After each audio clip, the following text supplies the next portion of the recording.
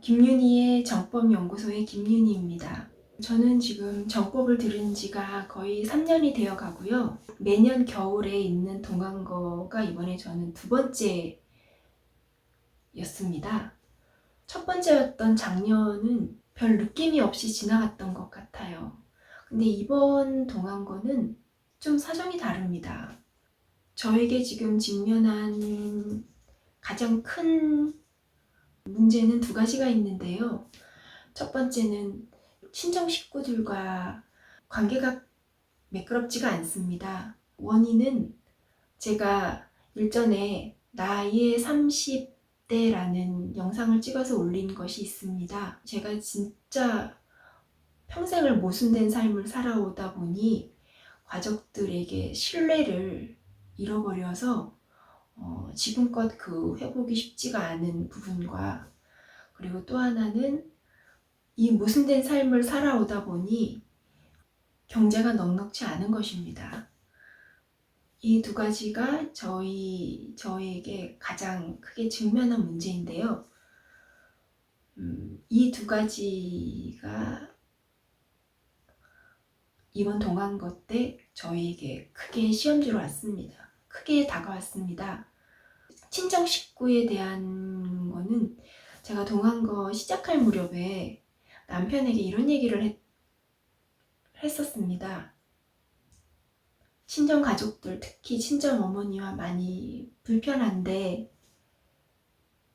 그래도 나는 친정 어머니를 이해하고 존중하고 사랑하고 어떻게든 잘해보고자 한다. 동생들도 마찬가지고. 이 말이 씨가 되어서 그랬는지 이번 동안거 기간에 큰 시험지가 들어왔습니다. 그 친정 식구들과의 문제가 더 커진 거예요. 마치 컵에 진흙물이 오래 두어서 가라앉아 있었는데 제가 돌멩이를 하나 던지면서 다시 흙탕물로 변한 그런 상황이요. 근데 참 신기해요.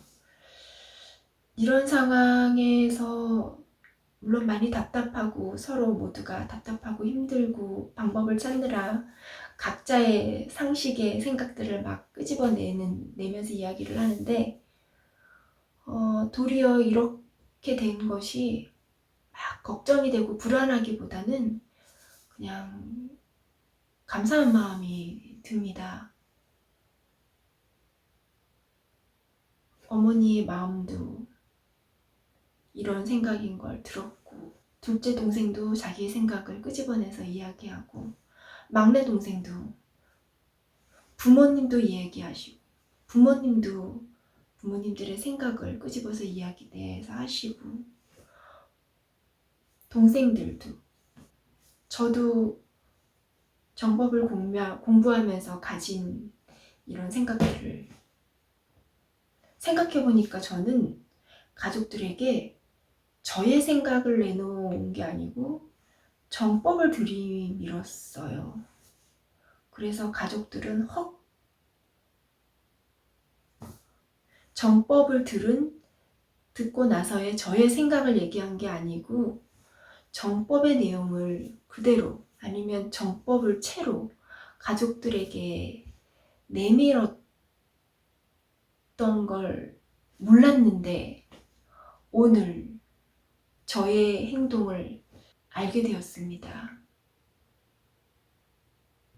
정법을 듣고 제가 소화해낸 저의 얘기가 아니고 날것의 정법을 내밀어서 가족들을 지금 혼란스럽게 하고 있는 것 같습니다. 이건 분명히 바른 방법은 아니었던 것 같고요. 이 부분을 제가 어떻게 했어야 하나, 아니면 지금 이 시점에서는 내가 어떤 행동을 해야 하나를 생각을 해보고 있었는데 바로 밑에 동생이 그러면 언니 정법을 듣고 언니가 느끼거나 생각한 부분들을 얘기를 해달라는 문자를 받았어요. 너무 고마운 마음이었고요. 동생에게 또 부모님에게 편지를 써서 저의 생각을 전할 필요가 있겠다라는 생각을 하게 되었습니다. 예전에 어느 법문에서 천공 스승님께서 이런 말씀을 하셨던 게 기억이 납니다. 가족들이 관계가 불편하거나 말하기가 어려우면 일단 진솔한 편지를 한 통 넣어라. 그리고 나서 기회가 되면 만나서 이야기를 해보라는 조언을 해주셨던 게 기억이 납니다.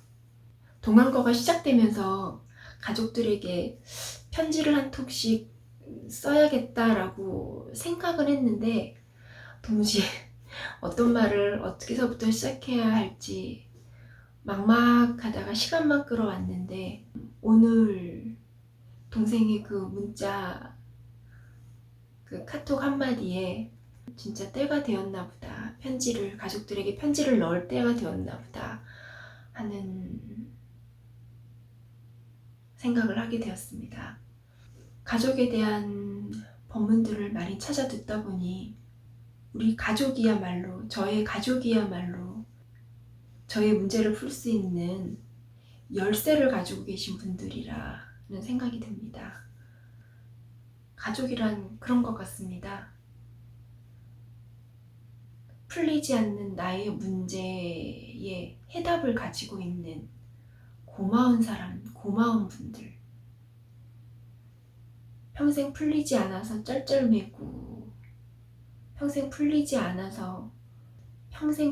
않아서 가지고 있는 어려운 문제를 풀어낼 수 있는 열쇠를 가지고 있는 고마운 분들이 가족이 아닐까 생각합니다. 여러분들의 가족은 어떠신가요?